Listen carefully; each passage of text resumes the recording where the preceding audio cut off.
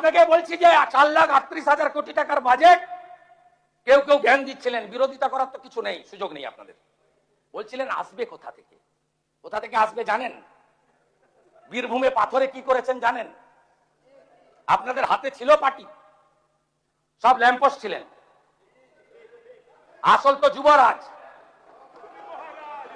আসল তো ভানুয়াতু। প্রতিবাদ করেননি? আমার বুকের পাটা ছিল, আমি প্রতিবাদ করেছি। সব মেনে নিয়েছিলেন।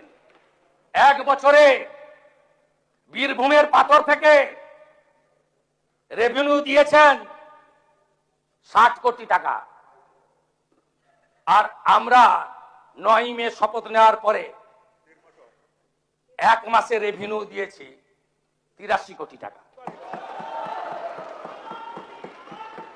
করুন 83 গুণিতক, এটা 100 কোটি হবে। 83 গুণিতক 12, 1200 কোটি।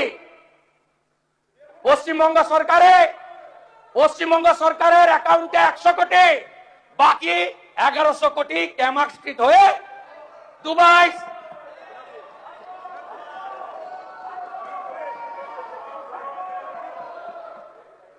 ये तो पहले झांकी है, अभी बहुत कुछ बाकी है।